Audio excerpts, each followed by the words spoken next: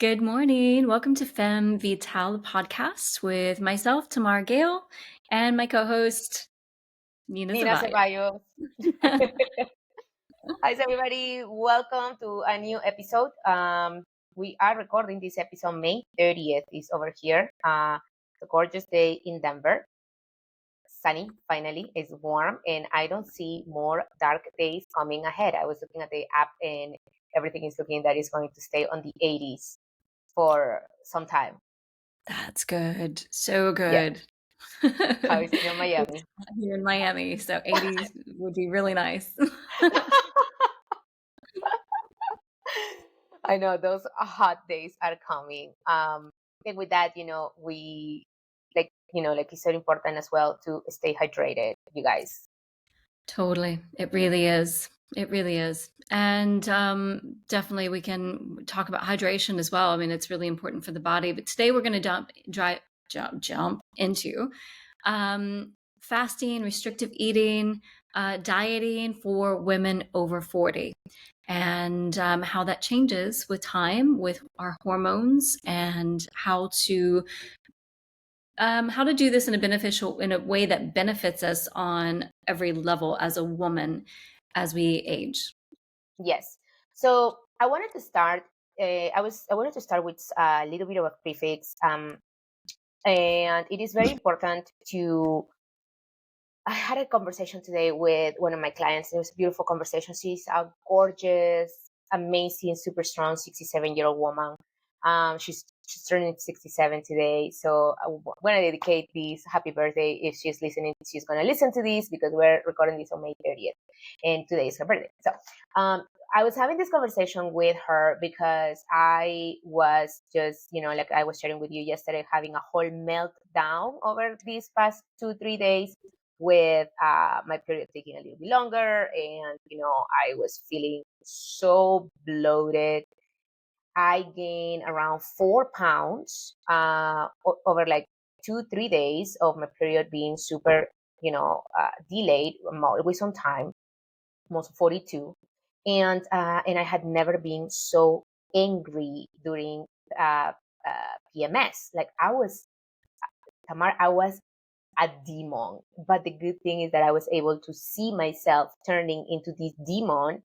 And I was getting upset at my boyfriend. I was getting upset at the music in the radio. I was getting upset. What got me upset again? I got upset at the goodies that came in the runner's bag.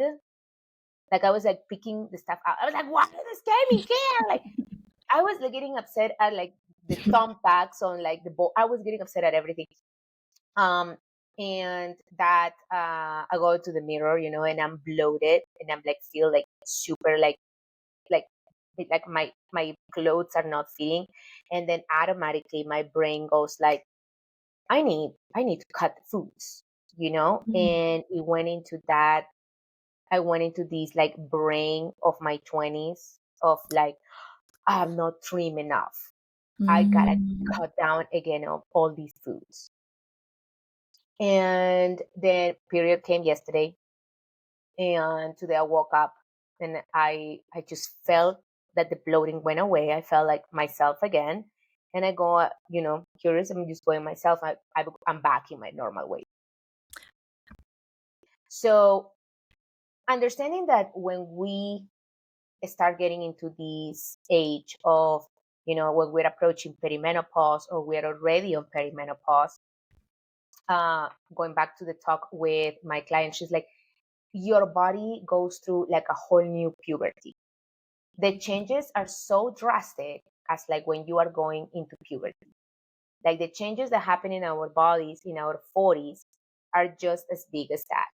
Yes. And I think we need to first, like before we go into any kind of changes in our diet, it's like understanding why are we starting these changes, right? What is it in me that what is happening with my body that I want to go into these like restrictive diets, into Mm. these like very like counting calories and like erasing food groups out of my diet. And that, like if we understand first why, if your why it's merely looks instead of health, then we should invite ourselves to take a second and a third look, because there is a big difference if I go into a change of diet because I am metabolically unhealthy, Mhm. I am overweight, I'm going up to a flight of stairs or two flights and I'm running out of breath, you know, That's different. my joints are hurting, you know.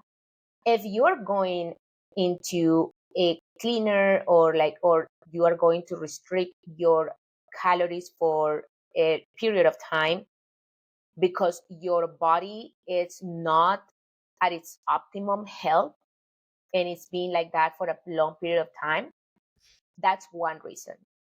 But if because you just change of, you just got swollen and then you're seeing that there is fluctuations of weight, it is, like it is a complete different reason, There is. right? And Yeah. it starts with a relation with our own selves Mhm. and being understanding that at our age, our body needs are going to be completely different. We process foods in a completely different way than when we were in our teens or 20s. We have a different nutrition need, and our activities also are going to change. Mhm. So, approaching food from first understanding the relationship that we are having with the changes that we're going through at 40s, I think that should be the base before we take any kind uh, of decision. And obviously, obviously, it's always good when you take a consultation with a registered dietitian, or like with your primary care physician. Um, right? I mean, Yes, and checking hormones, checking your hormone levels, seeing what is because there are different foods that are going to help us regulate hormones. And so there are also foods that are going to help dysregulate hormones. So understanding what those are and really coming in and understanding how they affect our body and what we need now at our age as women over 40 and on up as we go through perimenopause and menopause, like what we need differently than what we did before. As you said, like there are different foods that we're going to need. And what are those foods? How can we best help our body transition through this time as a woman? Because a lot of women struggle with menopause. And to be honest, it shouldn't be like that. We shouldn't have to go through these. Yeah, we're going to experience some things, right? Like that's normal, but it shouldn't be to the extreme that it is. And that comes from a lot of different things psychologically, food wise, how we're taking care of our bodies, obviously. But one of the things is also looking at what we're sweeping under the rug. And this has nothing to do with food, but what we're sweeping under the rug and haven't been looking at this through our like from the time that we were little to the time that we hit menopause, perimenopause. What have we swept under the rug, and what do we need to look at there? And when if we can do that, and if we can like regulate our hormones with our diet, and you might need one of those hormone. hormone Uh, replacement therapy, yes, something that's a little more natural like HRT. that. It's possible, Yeah, it's of possible. adding. I mean, Yeah. I am not, I'm like, when it comes to hormone replacement therapy, there is like so many approaches to it. Okay. I've been reading more and more about it. And a lot of women actually do great with like some boosts, like getting some help in their progesterone, testosterone, estrogen levels. Um, and some as they it helps to a lot of them to just navigate, especially the menopause part of Mhm. it.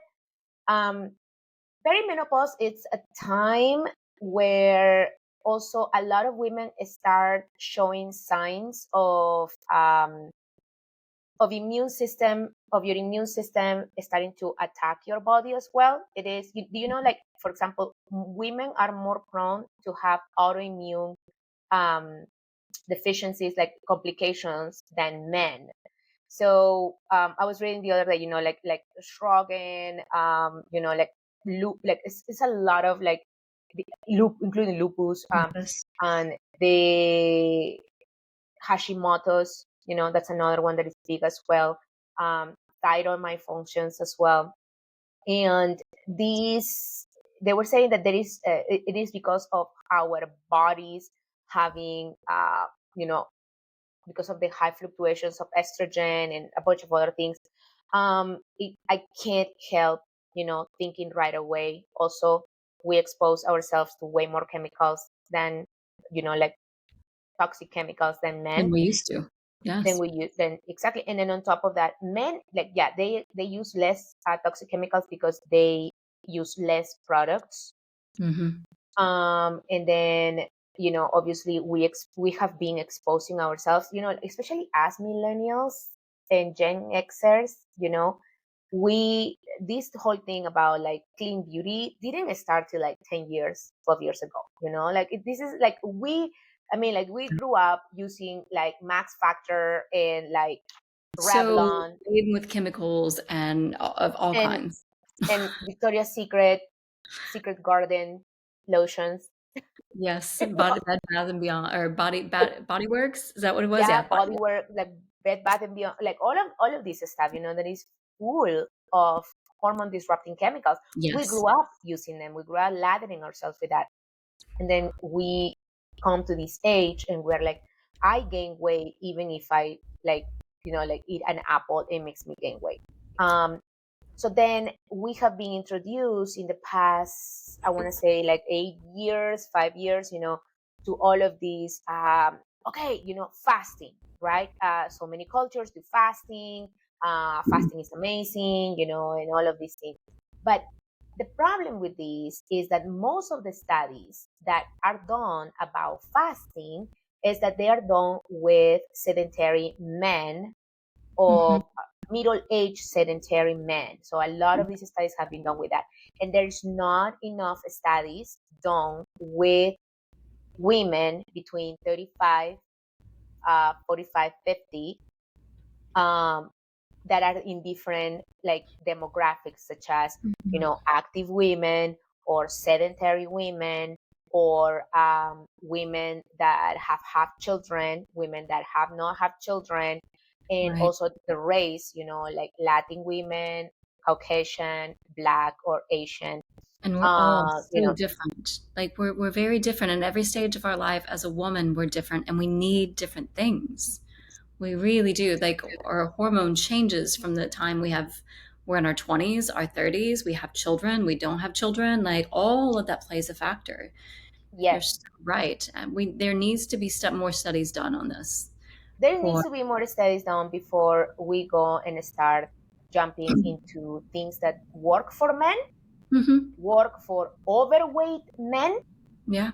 but can be extremely detrimental to women. Yes. So, for example, one of the things, and I'm gonna go in there like completely honest, you know. So I want to say 7 years ago, I jumped on the whole intermittent fasting wagon, um, because I saw the results on a lot of men losing fat, Hmm. right? Yeah. And I was introduced my ex business partner about it, and she was doing it, and she was in perimenopause. And yes, you lose weight. For a lot of women can't also. Like I could see like people like really plateauing this, and then I'll be like, you're not doing it right. But I saw her health really like being affected. Like she was getting sick so freaking often.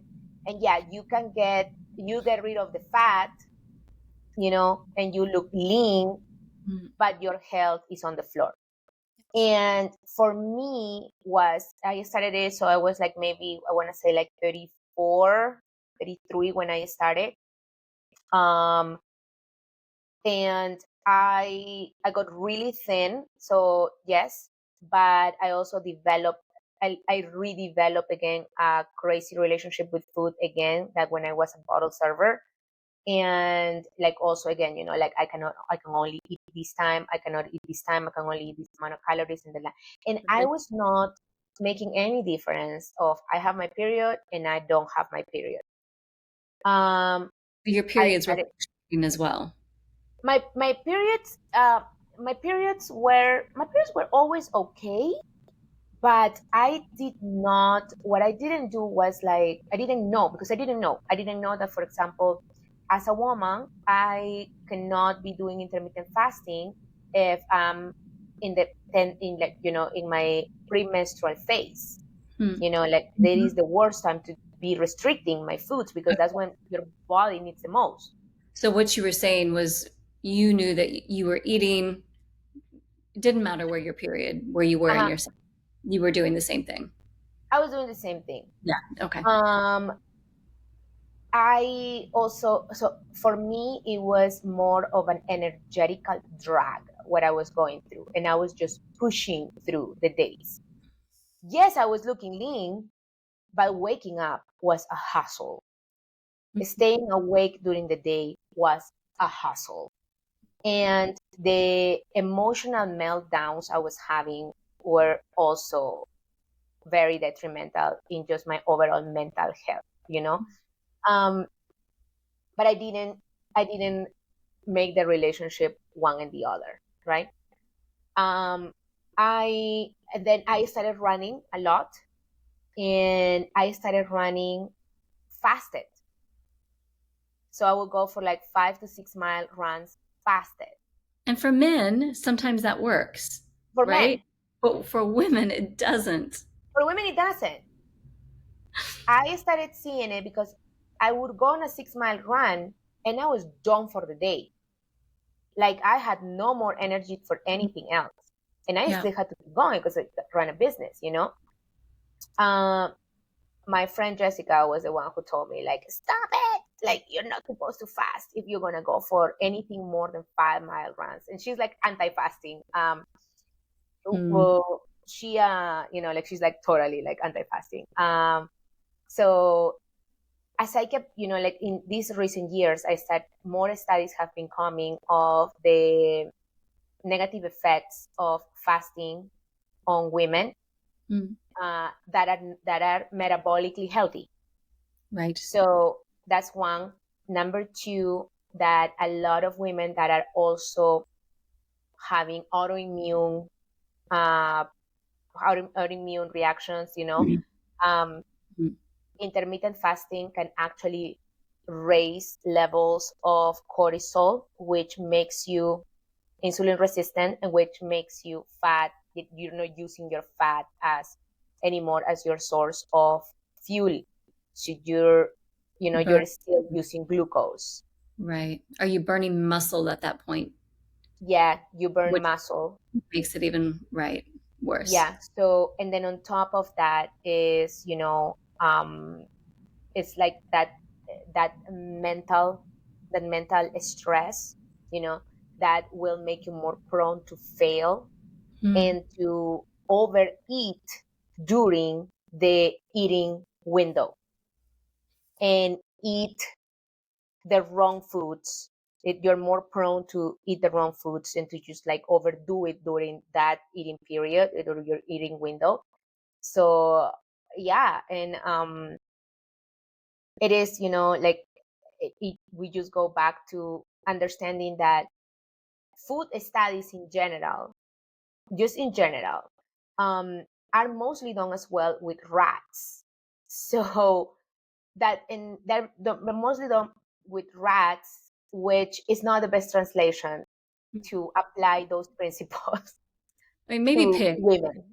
I think pigs are the closest to us, right? Like,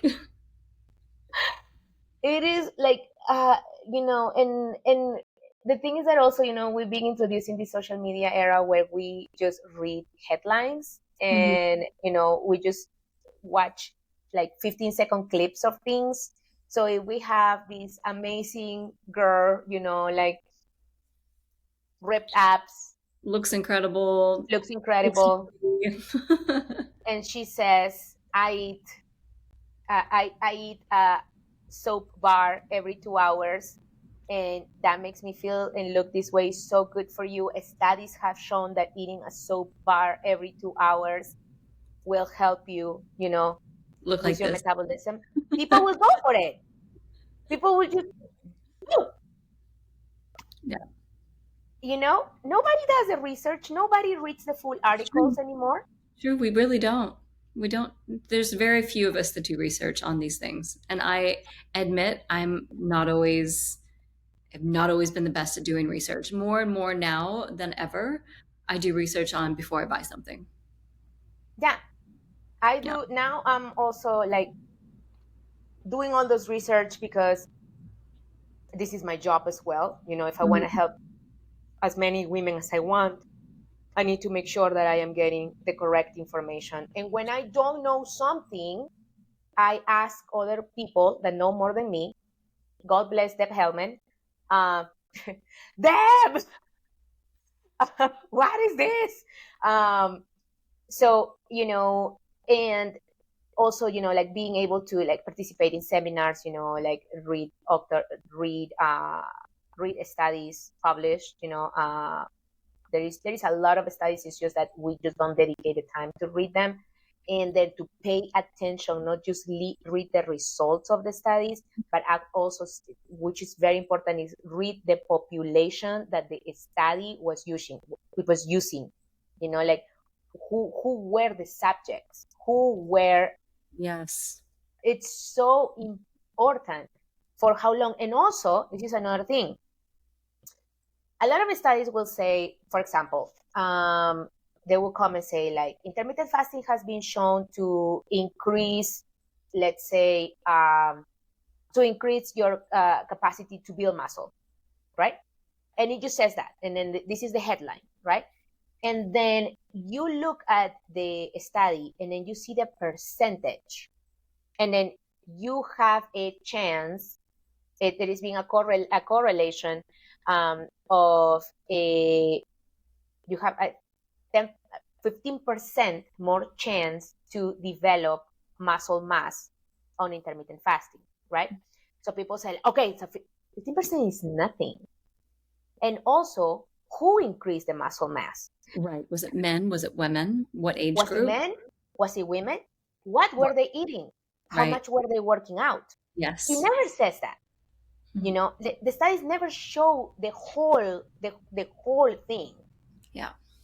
And I feel that one of the best ways for us to, knowing what will work best for our bodies and the states that we are, like in the moment that you decide to take care or do any dietary changes, Mhm.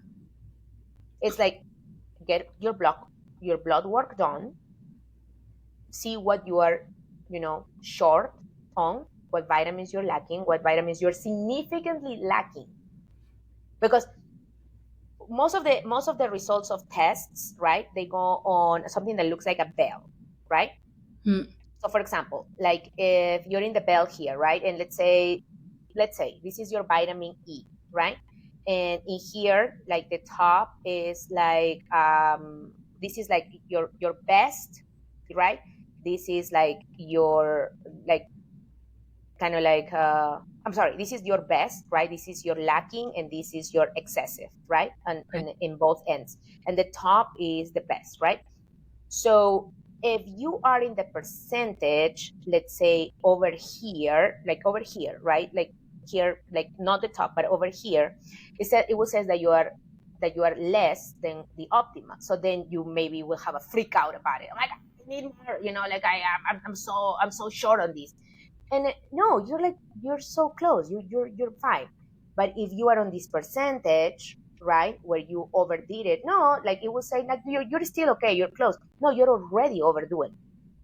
You know, so it is also not being alarmed by little, like changes, um, or be actually alarmed as well by them. Like for example, if your bad cholesterol, is already like close to the worst. And like you may still be in the percentage of that, oh, it's not bad. No, but you're already very close to the worst. So you Yeah. may still be in the percentage of that is not bad, but you're already bad. What do you think is the best way to test that? Because I know of a testing company that I think are great and they test all sorts of things, and it's called Viome. I don't know if you are Hmm. familiar with that. Is I've there heard of another? it. Okay. Is there another I've one heard that of you? it.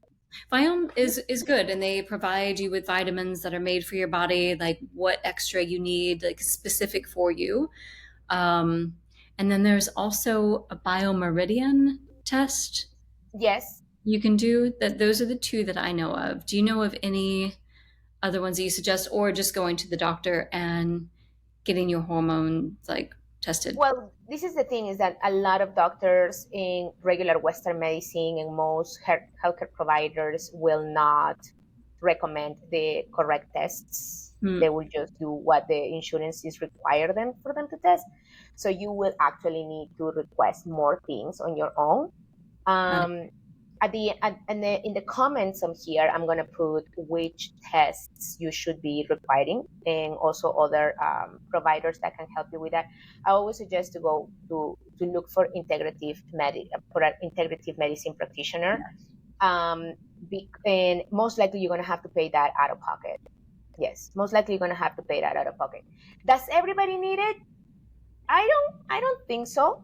I think you need it if you are looking at things that are significantly visual, Mm-hmm. or you can also be very intuitive and you can realize, like, you know what, there is something off with my body. I Right. I don't feel well. Like there, I Yeah. definitely like my medicals are coming normal, but I don't feel well. So if you are in that, then definitely don't just take the regular insurance screening as your guideline of what your health is, because again, those parameters are never going to be the best, especially when you are so close to what is optimal and what is not optimal, right? When you are like so close to those things, then you may want to take an extra look. um, then another thing that is important as well, when you are about to start with your health journey, it's to, again, like you want to get the correct testing. You want to make sure that you want to get first that talk with yourself of why you want to do that change, you know um, and then the third thing is that whatever you're going to put in your mouth, just make sure it's wholesome. Like, we are being sold so many things that are sold as healthy, but they are not. But they're filled with the chemicals and vegetable oils and sugars, and they're processed. I mean, there's just so much. Even now, the bio, what is it? Some of the foods, even at Whole Foods, right? I was watching this video. If you look Uh-huh. on the back of the package, it's in a biolab, like made in a biolab. So it's like not even like, I'm sorry, I have an issue with that. So, um and not only that, is like a lot of them are made with seed oils, you right, that's know not vegetable oils. I meant seed oils. Yeah. and this is the thing. It's like, like more and more people are being aware of the seed oils, so now they're changing the names. So for example, one of the new names is, for canola oil, is rapeseed oil, which already the name is horrible. Rapeseed. Rapeseed. Rapeseed is a horrible name. I don't want to eat anything that says rape. No, anything to do with that. Horrible. Um, but that's the other name for canola oil. But because more and more people are being aware about the whole thing of canola oil, which by the way was created as a motor oil, and then it was added to the food, and then we've been eating it for a long time, and then we are going through all of these like issues, right? So yeah, that is a new name. I wanted to go through this little chart a friend of mine shared with me of also brands that claim to be natural, but they have been bought by big pharma companies, Great. right? Let's So go through that. Okay, so Mr. Mayers is now SC Johnson. Seventh generation, Unilever is a new owner. Method is SA Johnson, SC Johnson, sorry. Burt's Bees is Clorox now. Really? Uh, Tom's of Maine is Colgate. The fluoride lover. Ecover, SC Johnson. Native is now Procter & Gamble. Oh, Schmidt's is now Unilever. Nutranext is now Clorox. Renew Life, it's Clorox. Draft is Procter & Gamble. And Baby Organics is SC Johnson. Yeah. yeah. So how many of So you use those products? Something to how be many aware of of. And there's also that app called Yuka. That have you you heard of got? it? No, Is no, it no, I haven't. it's Yuka, and I'm almost positive this is the one you go to the store, right? And you scan it, and it tells you everything that's in it, even if it doesn't say it on the label. Uh-huh. So you can, I see people going through the store all the time and they're scanning products and just like reading all the ingredients. And then they're like, oh, that's in it. It doesn't say it on the packaging. And so it tells you those things. So it's kind of just making you aware of really what's in the food. Yes. Yeah. Yes. And this is one thing, it's not about like, oh my God, I'm never gonna eat any of this again. Right? Right. But one thing is that you have a bite here and there of something that is made with seed oil, right? You went out to eat, and then because you also have to find a balance, you're what are you gonna Mhm. be leaving? Oh, Yeah. my computer. I'm gonna edit that part. Wait a second.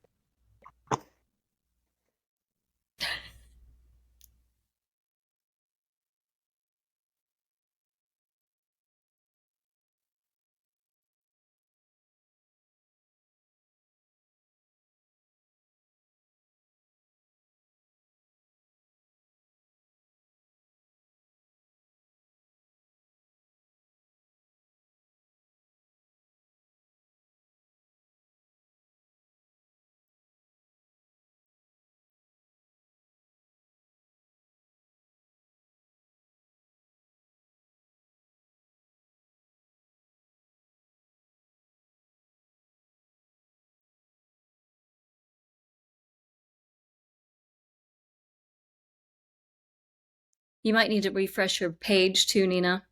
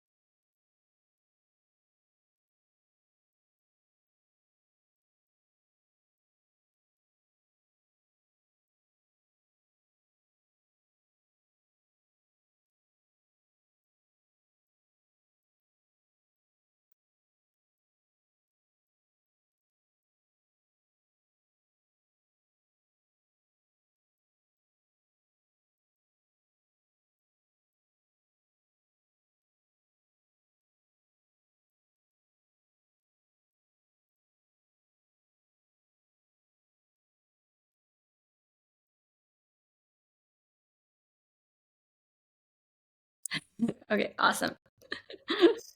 um, so yeah, so going back to that, like, yeah, sorry, I didn't know that the application like takes so much battery. Like, I still had battery, Mm, but I hadn't had the computer plugged. But lesson that's learned. I didn't even yeah. I'm gonna Wow. keep the computer plugged the whole time. um yeah, I mean, it is like a lot of like the foods that have in products that we're being sold, as healthy are not healthy. So it is important that we take a look. But going back to, like, not over stressing, because over stressing about foods can also like raise your cortisol level. So Can. it is about the accumulation. So look, if you're gonna go and eat your fries one day because you're with your girlfriends and you're gonna have a glass of wine once a month, you know, Enjoy it. enjoy it. Enjoy Enjoy it. it. You know what? This is a part of also, you know what? Be healthy, be Yeah. care about your health, do the best that you can, and also enjoy life. Like we're really like because if you don't, you're stressed about it. Like you said, it raises the cortisol levels. I can't have that. And, I did that years ago when I was trying to get pregnant. Mm-hmm. And I was like, no, I can't drink. No, I can't do this. No, I can't do that. And it just created so much stress. Obviously, I never got pregnant. It created so much stress that I was trying, to be so healthy, and I am a healthy person. Like, but I also will, I don't stress about it. I Yes. know what's healthy. I do what's healthy and I enjoy whenever the time comes. Yeah. You know, and but it's like having that, learning how to like balance that. Also, like, this is another one that is very important. You're not gonna have, especially our age, right? Mm. You can eat healthy all week, but if every Sunday you're chugging a bottle of rosé, That's a little bit, you, yeah. that's a lot, you Yeah. know. And that is the same thing when we talk about cheat meal, right? You can eat healthy all week, but if on Sunday you eat 3,000 calories worth of junk food, Mm. yes, you're going to see it. Yeah. Yes, yes, you're throwing away everything that you have been doing. And it's never 3,000 calories. Like, you can do actually a cheat meal of 3,000 calories can be in just one sitting. But if you're most likely, if you're doing a cheat day, let me tell you something, it's never 3,000, it's around 6 to 8,000 calories, just to give you the heads up. And it's never of healthy stuff.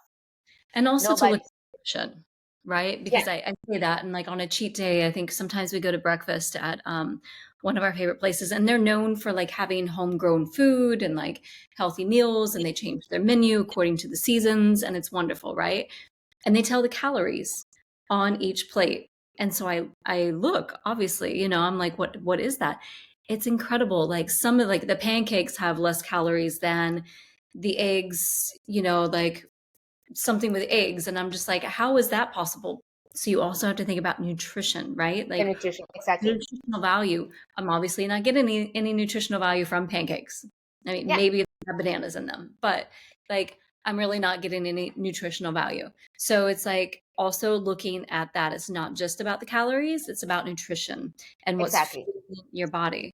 And I think we touched on this just a little bit earlier, but fasting and any of those things, and I just want to kind of go back before I forget about that.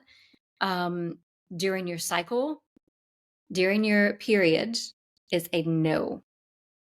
Is a no. Do not do that. Do not fast. Do not intermittent fast. None of that when you have your period, when you're bleeding. Hmm. That is a recipe for disaster. Hmm. So, and Yeah. there's a lot of mornings because I am somebody that whose body digests a little bit better throughout, like in later in the day. And the mornings, like I'm typically not hungry, but when I am bleeding, when I have my menstruation, I eat. Hmm. Even when I wake Yeah. up. Like if it's like maybe it's like 10, because usually Hmm. I don't eat until like 11. But so Hmm. something like 9, between 9 and 10, I'll eat breakfast because it's Hmm. I know that I'm fueling my body and my body needs that at that time. And so like being aware of those things because we were not taught that, like Hmm. to not fast during our cycle. Like that's just Hmm. something that's new. Hmm.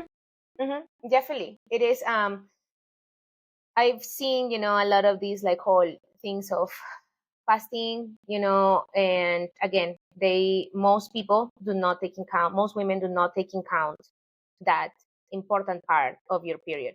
And that Mhm. comes as well to restrictive eating. So also, if you are going to be cutting down a lot of your calories, and let's say you decided, because you just want to fit in a dress or something like that, and you decided to go for a 1200 calorie diet, you know and let's say the best way to do it, let's say, okay, the best way to do it, you're actually taking care of your macros, right? So you're taking care of how much protein, how much carbohydrates, how much fats, and if you do it right, uh, still during that premenstrual part, which is your luteal part of your cycle, and your cycle, you wanna you may not want to be so strict about it, so you can actually give your body better better nutrition, because your body needs fat in those moments in order to produce a healthy amount of estrogen, progesterone. So you want to make sure that you are Yeah. actually eating more on those days. And ladies, we do um need fat. We really yes, do we need more fat than need men. fat. Healthy fats, healthy fats. Healthy fats, exactly, healthy fats. Avocado, coconut oil, Yes, all beans. uh, virgin olive oil, Uh, sardines, you know, um, healthy omega threes. You know, yes. you gotta make sure also that how your omega threes are coming into your body. There is so many bad omega threes out there in the market. There is so many cheap brands of fish oil that your body does not even absorb, because the supplement world, it's like a wild wild west. Anybody Mhm. can call anything a supplement. I have a friend of mine who has like zero education on nutrition. um for example, I have a nutritional education. Is one of the courses that I have taken as a personal trainer, and that I had to use it, like, to renew it. um, but I wouldn't go out and launch my own supplement line. Mhm. I don't have that No. knowledge, and a friend of mine just launched supplement line, and like, because you just go to Amazon pretty much, and there is like generative, brands where they will tell you, okay, so this is vitamin E, B, C, whatever, D, E, and they will tell you kind of have an idea of how Mhm. much, and then we're like, okay, so these are the ones, and then they put it together, and they tell you, oh, they're natural, and you just put your label and you sell it. Yeah. And if you have a good following, and if you have, like, stuff that, like, you have a little bit of credibility because you have a large following, then boom, Easy. you're done. You have you have Right. a supplement line, and you have no idea of where those supplements are coming from truly. You have Yes. no clue, because anybody can make supplements. The same thing, like with essential oils. Anybody can make essential oils. Anybody can make them and name them pure essential oils. So that is why it's so Dosage and important. everything. Be very, very careful. Be very careful with that. And that is why it's so important that you work with people that know what they have, who they know, that have certification by third parties, that um, that are being, if they're being promoted, that they're being promoted by, like, physicians, like, for example, I love Dr. Mark Hyman, like, Dr. Peter Attia, like, when it comes to those, like, like, following those kind of things, I will go to people that actually have a lot of knowledge in the Mhm. field, and that have, that approach of understanding the importance of the quality. um, we do in doTERRA have a very good fish oil, uh, the EO omega, it's great. You do. um, Obviously our oils are the purest. um, but there's other brands as well out there. Just, if you have a preference of brands that you would like to, that you have been eyeing for supplements, just do your research, Yes. because again, anybody can make a supplement. It's the requirements from the FDA are minimal, if not any, and you want to make sure what you're putting in your mouth. You do. It's You can be doing more damage than good when you Yes. ingest things that are synthetic. there's a lot of synthetic supplements as well. Yeah. Um, Being very careful. And the one thing that not just one of the things that I like in doTERRA is the collagen. Love the collagen. And it's something that I drink every day, especially I shouldn't even say it, the berry, because I don't want it to sell out. It sells out really fast. Like, you like the berry better. I honestly like the orange better. I you tried really? the Oh, that's good. pomegranate cherry one. It is good. I like it. It is I good, like but I am an orange person, so Okay, you like the orange. Yeah. I I like the love the cherry. orange. Yeah, I love the orange. Um, so But yeah, like collagen is also like something that we have to be very careful with because not all collagen is digestible. It doesn't absorb. It's not high quality. It doesn't do much for us at all. So we have to really be careful of what collagens we are taking. one of the worst thing about regular collagens in the market is that made of bovine, uh, is bovine uh, origin.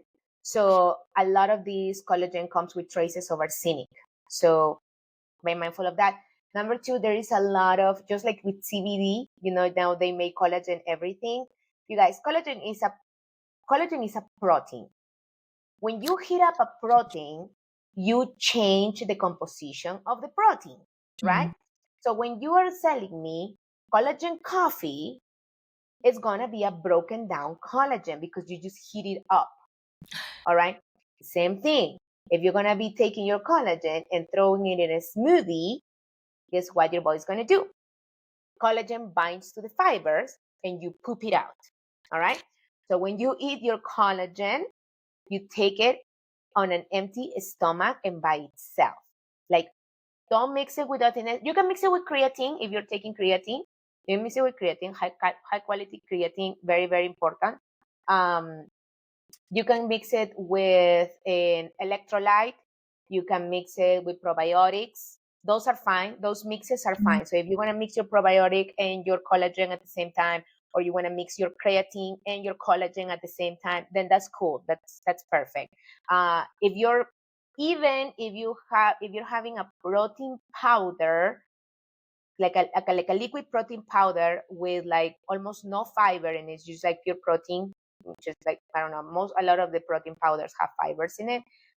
Then you can get away with it. So you just want to make sure that you're taking, the best way to do this is like just take it away from any fiber so you can absorb pretty much the most of it. Mm. So that's another thing, a lot of people don't show you when and how to take supplements. No. So we just, and then a lot of people be like, oh, I started taking the supplements and I don't see any results. And I was like, yeah, because you were taking them wrong. Or you're not taking them with food, or you are like taking something that you don't even need, or so, If you have yeah, any it's questions about that, like get a hold of Nina. I think they should get a hold of you if they have questions about that. Like, and I still keep learning, and I still keep learning because more and more studies keep showing up. And thank God, more and more women, we are all, like getting together and raising our voices saying, we need studies done on women. on us. Yeah, for We us. need studies done on women. There Mm. are not enough studies done on women. We Yeah, need studies that are taking in account races because we all have a different DNA composition, we right? do. So, and before we finish this, like for example, if you are brown like me and you came from South American, Central American roots, all right, and even Native American roots, guess what we didn't have guess what we didn't drink when we were indigenous, like kids, indigenous kids here. We didn't drink cow milk, all right? And that's why we don't have the enzymes to break it down. So that's why the incidence of intolerance to lactose is higher in indigenous population, in America's indigenous population, Central America, South America. So we are more lactose intolerant than white folks. Because guess what? People in Europe, especially Scandinavian, like Northern Europe, they have been drinking cow's milk for centuries. So they've been building up the digestive enzymes needed to break down dairy. And that's why you go to places, in Europe, and they eat cheese and they drink dairy, and they're good and they're healthy, and nobody has lactose intolerance. Crap, you're right. And I love that. Thank God I am Northern European. I love cheese so bad. but guess what? Another thing. Then white folks come and they're like, "Ooh, quinoa! It's a great You protein," know, it's not. and then they eat it, and then poof, they bloat. And I was like, "What the heck?" Right? Guess Yeah, what? You don't have. yeah. You don't have the enzymes to To break break down the leftover saponins. But guess who have them? it My people, down. right? Because my people has been breaking down quinoa in their stomachs for like centuries and centuries, right? And I really So need to look at that because I've been eating a lot of quinoa on this cleanse. yeah, so you want to take a look at that. The good thing is that why you're breaking down the quinoa is because that's why you're taking the digestive Yeah, enzymes. I am taking the Yeah, so enzyme. yeah, But you for need the enzymes, are afterwards, very yeah, I'll important. have to, yeah. Mm, Yeah. So and then we'll touch another time about this one, but it's also a good idea. And I am a big believer, and I'm a big supporter of this idea. Check out your lineage. What did your ancestors eat? Because if your ancestors have been eating a specific diet for a long time, most likely you will do well with that diet too, mm, right? yeah, So if you've been following a Mediterranean diet for a long time, your ancestors are coming from Portugal, from like the sea parts of Europe, then most likely you're doing great with that, you know. So just try to stick to what your bloodline has been eating, like. And I know a lot of us are very mixed, like a lot of us are very mixed now, but we have a prevalence of some sort, right? By the way we look, we have a little more of prevalence on that. Stick with that. My case, fish, great. Beef, not so much. Dairy, not at all. Quinoa, yes, right? So, um, and then again, before you decide to do anything with your foods, ask yourself the question, why do I need this dietary change? Is it necessary for my health, or I am just trying to fit into something that society has told me that is better looking than what I am? yeah. And if that's the case, maybe look at like healthier ways to do it and what's going to work for your body, and do it And like just love yourself regardless. Like work on that self-love, that self-worth, that understanding that society is portraying something that is just honestly typically unrealistic and not real. mhm, And then just be healthy. Just be yeah, healthy. and if you have a hard time with that is like when they get to work with you Yeah. and to reestablish a self-love connection again. So if Yes. you're having that hard time and you're not seeing the true beauty that you are, the true self that you are, and you cannot make that connection, then talk to Tamar, and the work with her will help you taking a look at yourself in a different way, in the way in loving yourself for the beauty that you are, and whatever change, whatever health change that you're gonna start it from a place of love instead of a Mhm. place of discomfort and maybe even self-hate. Yes. We're here. Yes. We're here Okay. for you. Yes, we're here for you. Ah, Thank you, my friend. What a cool thank conversation. you. We'll see you next And time on the see you Fungi next Tap. time. Yes.